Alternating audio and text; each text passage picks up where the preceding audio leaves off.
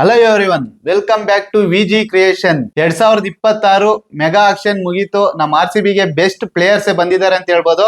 RCB women's best playing 11 ಯಾವ್ದು ಇರ್ತದೆ ಅಂತ ನಾವು ನಿಮ್ಗೆ ತಿಳಿಸ್ಕೊಡ್ತೀವಿ. ಫಸ್ಟ್ ಪ್ಲೇಯರ್ ಸ್ಮಿತಿ ಮಂದನ ಕ್ಯಾಪ್ಟನ್ ರಿಟೈನ್ ಮಾಡ್ಕೊಂಡಿದ್ರು. ಇವ್ರನ್ನ 3.5 crores ಓಪನಿಂಗ್ ಅಲ್ಲಿ ಇವರು ಓಪನಿಂಗ್ ಬ್ಯಾಟರ್ ಆಗಿ ಬರ್ತಾರೆ.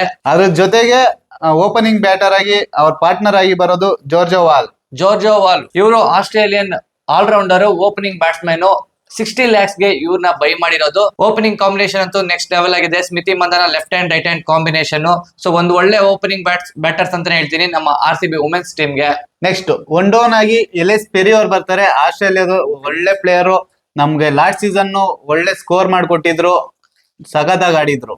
ಎಲಿಸ್ Perry allrounder, one down batsman ಆಗಿ ಬರ್ತಾರೆ. ಮಿಡಲ್ ಆರ್ಡರ್ ಬ್ಯಾಟ್ಸ್ಮನ್, ಒಳ್ಳೆ ಆಲ್ರೌಂಡರ್. ಇವ್ರನ್ನ ನಮ್ಮ RCB ಅವರು ರಿಟೈನ್ ಮಾಡ್ಕೊಂಡಿದ್ದಾರೆ ಮತ್ತೆ 2026ಕ್ಕೆ 2 ಕೋಟಿಗೆ. ಹೌದು. ನೆಕ್ಸ್ಟ್ ಪ್ಲೇಯರ್ ದಯಾಲನ ಹೇಮಲತಾ ಕೂಡ ನಮ್ಮ ಇಂಡಿಯನ್ ಬ್ಯಾಟರ್. ಅದೇ ರೀತಿ ಬೌಲಿಂಗ್ ಕೂಡ ಪಾರ್ಟ್ ಟೈಮ್ ಬೌಲಿಂಗ್ ಮಾಡ್ತಾರೆ. ಸೊ ಈ ಸೀಸನ್ ಅಲ್ಲಿ ಕನ್ಸಿಡರ್ ಮಾಡ್ತಾರೆ ಪ್ಯೂರ್ ಬ್ಯಾಟ್ಸ್ಮನ್ ಆಗಿ, ಯಾಕಂದ್ರೆ ತುಂಬಾನೇ ಆಲ್ರೌಂಡರ್ಸ್ ಇದ್ದಾರೆ RCB ಟೀಮ್ ಅಲ್ಲಿ. ಸೊ ಹೇಮಲತನ ಕಂಪ್ಲೀಟ್ ಮಿಡಲ್ ಆರ್ಡರ್ ಬ್ಯಾಟರ್ ಆಗಿ ಕನ್ಸಿಡರ್ ಮಾಡ್ತಾರೆ RCB ವುಮೆನ್ಸ್ ಟೀಮ್ ಅಲ್ಲಿ. ಫಿಫ್ತ್ ಪ್ಲೇಯರ್ ನೋಡೋದಾದ್ರೆ ರಿಚಾ ಘೋಷ್. ಇವರು ನಮ್ಮ RCB ಟೀಮ್ಗೆ ಲಾಸ್ಟ್ ಇಯರ್ ಸಖತ್ತಾಗಿ ಆಡಿ ವಿಕೆಟ್ ಕೀಪಿಂಗ್ ಅಲ್ಲೂ ಸಖತ್ತಾಗಿ ವಿಕೆಟ್ ಕೀಪಿಂಗ್ ಮಾಡಿದ್ರು. ಇವ್ರನ್ನ ನಮ್ಮ RCB ಅವ್ರು ರಿಟೈನ್ ಮಾಡಿದ್ರು. ಸೊ ಈ ಸೀಸನ್ ಅಲ್ಲಿ 2.75 crores 2,75,00,000 ರಿಟೈನ್ ಮಾಡ್ಕೊಂಡಿದ್ದಾರೆ. ಒಂದು ಒಳ್ಳೆ ವಿಕೆಟ್ ಕೀಪರ್ ಅಂತಾನೆ ಹೇಳ್ಬೋದು. ಅದರಲ್ಲೂ ಇಂಡಿಯನ್ ವಿಕೆಟ್ ಕೀಪರ್ ಸಿಕ್ಕಿರೋದು ತುಂಬಾನೇ ಅದೃಷ್ಟ ನಮ್ಮ RCB ಟೀಮ್ಗೆ. ಒಂದು ಒಳ್ಳೆ ಫಿನಿಶರ್ ಆಗಿದ್ದಾರೆ ನಮ್ಮ RCB ಟೀಮ್ಗೆ. ಲಾಸ್ಟ್ ಸೀಸನ್ ಸಖತ್ತಾಗಿ ಪರ್ಫಾರ್ಮೆನ್ಸ್ ಮಾಡಿದ್ರು. ಸೊ ಈ ಸೀಸನ್ ಅಲ್ಲಿ ಕೂಡ ಅದೇ ಪರ್ಫಾರ್ಮೆನ್ಸ್ ಕೊಡ್ತಾರೆ ಅಂತ ಅನ್ಕೊಂಡಿದೀವಿ. ಕೊಡ್ತಾರೆ ಕೂಡ, ನನ್ನ ಕಾನ್ಫಿಡೆನ್ಸ್ 100% ಇದೆ ರಿಚಾ ಘೋಷ್ ಮೇಲೆ.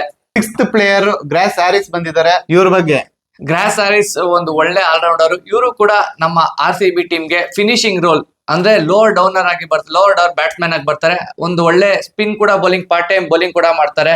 ಒಳ್ಳೆ ಬ್ಯಾಟರ್ ನ ಬೈ ಮಾಡಿದ್ದಾರೆ ಅಂತ ಹೇಳ್ತೀನಿ. ರಿಚಾ ಘೋಷ್ ಜೊತೆಗೆ ಫಿನಿಶಿಂಗ್ ರೋಲ್ ಅಂತೂ ನೆಕ್ಸ್ಟ್ ಲೆವೆಲ್ ಆಗಿ ಮಾಡ್ತಾರೆ. ನನ್ನ ಪ್ರಕಾರ ಬೆಸ್ಟ್ ಫಿನಿಶರ್ಸ್ WPL ಅಲ್ಲಿ ನಮ್ಮ RCB ಟೀಮ್ ಅಲ್ಲಿ ಇದ್ದಾರೆ ಅಂತ ಹೇಳ್ತೀನಿ.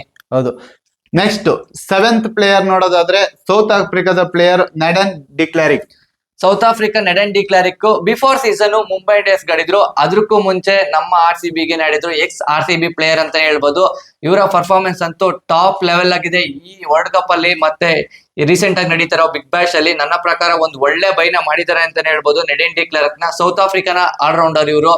ಸೊ ಒಂದು ಒಳ್ಳೆ ಬ್ಯಾಟಿಂಗ್ ಲೈನಪ್ ಮತ್ತೆ ಬೌಲಿಂಗ್ ಲೈನಪ್, ಆಲ್ರೌಂಡರ್ಸ್ ಅಂತೂ ನಮ್ಮ RCB ಅಲ್ಲಿ ಒಳ್ಳೆ ಆಲ್ರೌಂಡರ್ಸ್ ನ ಬೈ ಮಾಡಿದ್ರೆ, ಎಕ್ಸ್ಪೆಷಲಿ ಫಾರಿನ್ ಪ್ಲೇಯರ್ಸ್ ನ.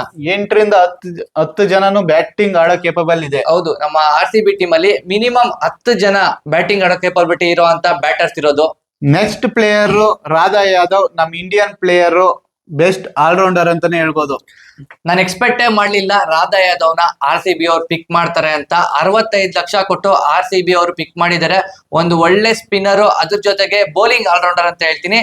ಇದಕ್ಕೂ ಜಾಸ್ತಿ ಒಳ್ಳೆ ಫೀಲ್ಡರ್ ನಮ್ಮ ಟೀಮ್ ಇಂಡಿಯಾ ಅಲ್ಲಿ ವರ್ಲ್ಡ್ ಅಲ್ಲಿ ಟಾಪ್ 3 ಅಲ್ಲಿ ಬರುವಂತ ಫೀಲ್ಡರ್ ರಾಧಾ ಯಾದವ್. ಒಂದು ಒಳ್ಳೆ ಪಿಕ್ ಅಂತಾನೆ ಹೇಳ್ತೀನಿ. ಇವರು ಕೂಡ ನಮ್ಮ ಪ್ಲೇಯಿಂಗ್ 11 ಅಲ್ಲಿ ಇರ್ತಾರೆ. ನೆಕ್ಸ್ಟ್ 9th ಪ್ಲೇಯರ್ ನೋಡೋದಾದ್ರೆ ಪೂಜಾ ವಸ್ತ್ರಾಕರ್ ಕೂಡ ನಮ್ಮ ಟೀಮ್ ಇಂಡಿಯಾದ ಪ್ಲೇಯರ್. ಇವರು ಕೂಡ ಫಾಸ್ಟ್ ಬೌಲಿಂಗ್ ಆಲ್ರೌಂಡರ್ ಆಗಿರ್ತಾರೆ. ಒಂದು ಒಳ್ಳೆ ಬೌಲಿಂಗ್ ನ ಹಾಕ್ತಾರೆ. ಅದ್ರ ಜೊತೆಗೆ ಬ್ಯಾಟಿಂಗ್ ಕೂಡ ತುಂಬಾನೇ ಚೆನ್ನಾಗಿ ಆಡ್ತಾರೆ. ಸೊ ಇವರು ಕೂಡ ನಮ್ಮ RCB ಪ್ಲೇಯಿಂಗ್ 11 ಅಲ್ಲಿ ಇರ್ತಾರೆ. ಹೌದು. ನೆಕ್ಸ್ಟ್ 9th ಪ್ಲೇಯರ್ ನೋಡೋದಾದ್ರೆ ನಮ್ ಕರ್ನಾಟಕದ player Shreyanka Patil. Last season ಅವರು ಅರ್ಧದಲ್ಲೇ ಇಂಜುರಿ ಆಗಿ ಟೀಮ್ ಇಂದ ಹೊರಗಿದ್ರು. ಈ ಸೀಸನ್ ಅವ್ರನ್ನ ರಿಟೈನ್ ಮಾಡ್ಕೊಂಡಿದ್ದಾರೆ. ಸೊ ಈ ಸೀಸನ್ ನಮ್ಮ ಶ್ರೇಯಾಂಕಾ ಪಾಟೀಲ್ ನ ರಿಟೈನ್ ಮಾಡ್ಕೊಂಡಿದ್ದಾರೆ. ಇವರು ಒಳ್ಳೆ ಪರ್ಫಾರ್ಮೆನ್ಸ್ ಕೊಡ್ತಾ ಇದಾರೆ ಔಟ್ ಆಫ್ ದ ಕಂಟ್ರಿ. ಅಂದ್ರೆ ಕೆರೆಬಿಯನ್ ಪ್ರೀಮಿಯರ್ ಲೀಗ್ ಆಗಿರ್ಬೋದು, ಬಿಗ್ ಬ್ಯಾಶ್ ಆಗಿರ್ಬೋದು. ಸೊ ಈ ತರ ಒಂದು ಎಲ್ಲಾ ಲೀಗ್ಸ್ ಅಲ್ಲೂ ಒಂದು ಒಳ್ಳೆ ಪರ್ಫಾರ್ಮೆನ್ಸ್ ಕೊಡ್ತಾ ಇದೆ. ಎಕ್ಸ್ಪೆಷಲಿ ಬೌಲಿಂಗ್ ಅಲ್ಲಿ ತುಂಬಾ ಒಳ್ಳೆ ಪರ್ಫಾರ್ಮೆನ್ಸ್ ಕೊಡ್ತಾರೆ. ಅದ್ರ ಜೊತೆಗೆ ಫೀಲ್ಡಿಂಗ್ ರಾಧಾ ಯಾದವ್ ಜೊತೆಗೆ ಫೀಲ್ಡಿಂಗ್ ಕೂಡ ತುಂಬಾನೇ ಚೆನ್ನಾಗಿ ಮಾಡ್ತಾರೆ. ಸೊ ಇವರು ಕೂಡ ನಮ್ಮ RCB ಪ್ಲೇಯಿಂಗ್ 11 ಅಲ್ಲಿ ಇರ್ತಾರೆ. ನೆಕ್ಸ್ಟ್ 11th ಪ್ಲೇಯರ್ ನೋಡೋದಾದ್ರೆ ಅರುಂಧತಿ ರೆಡ್ಡಿ. ಇವರು ಕೂಡ ನಮ್ಮ ಟೀಮ್ ಇಂಡಿಯಾದ ಪ್ಲೇಯರ್. ಅಟ್ ಪ್ರೆಸೆಂಟ್ ನಮ್ಮ ಟೀಮ್ ಇಂಡಿಯಾಗೆ ಆಡ್ತಾ ಇದ್ದಾರೆ. ಒಂದು ಒಳ್ಳೆ ಬೌಲರ್ ಅಂತಾನೆ ಹೇಳ್ಬೋದು. ವೇರಿಯೇಷನ್ ಅಂತೂ ನೆಕ್ಸ್ಟ್ ಲೆವೆಲ್ ಆಗಿದೆ.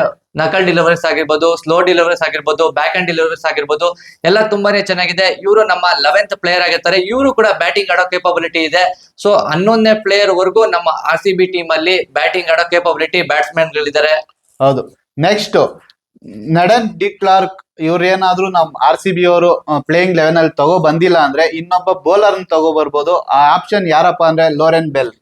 90 ಲಕ್ಷ ಕೊಟ್ಟು ನಮ್ಮ RCB ಅವ್ರು ಬೈ ಮಾಡಿದ್ದಾರೆ. ಫಾರಿನ್ ಸ್ಲಾಟ್ಸ್ 4 ಇರೋದ್ರಿಂದ ಜಾರ್ಜೋ ವಾಲ್, ಎಲಿಸ್ ಪೆರಿ, ಹಾಗೇನೆ ಗ್ರಾಸರಿಸ್, ಈ 3 ಜನ ಕನ್ಫರ್ಮ್ ಆಗಿ ನನ್ನ ಪ್ರಕಾರ ಪ್ಲೇಯಿಂಗ್ 11 ಅಲ್ಲಿ ಇರ್ತಾರೆ. ಇನ್ನು 4ನೇ ಪ್ಲೇಯರ್ ಯಾರು ಆಡ್ತಾರೆ ಅಂತ ನೋಡಕ್ ಹೋದ್ರೆ ಲೊರೆನ್ ಬೆಲ್ ಅಥವಾ ನೆಡಿನ್ ಡಿಕ್ಲಾರಿಕ್, ಇಬ್ರು ಕೂಡ ಫಾಸ್ಟ್ ಬೌಲರ್ಸ್ ಆಗಿರೋದ್ರಿಂದ ಇಬ್ರಲ್ಲಿ ಒಬ್ಬರನ್ನ ಆಡ್ತಾರೆ. ಇನ್ ಕೇಸ್ ಏನಾದ್ರು ಬ್ಯಾಟಿಂಗ್ ಲೈನ್ ಅಪ್ ಸ್ಟ್ರಾಂಗ್ ಮಾಡ್ಬೇಕಾದ್ರೆ ನೆಡಿನ್ ಡಿಕ್ಲಾರಿಕ್ ನ ಆಡ್ತಾರೆ.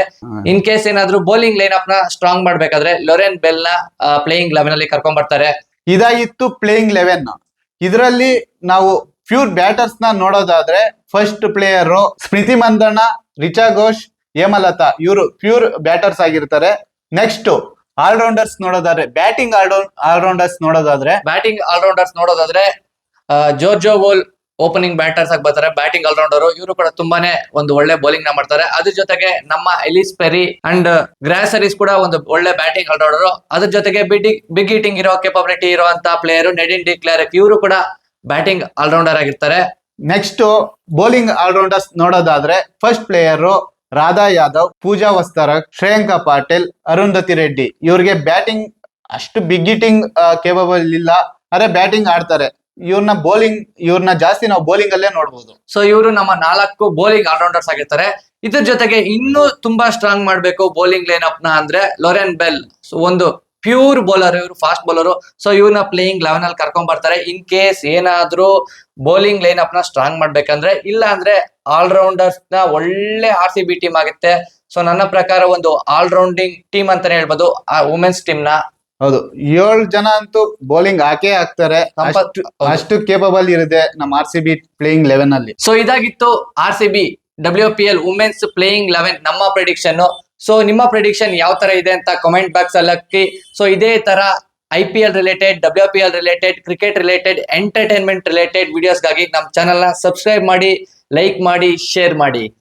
Thank you.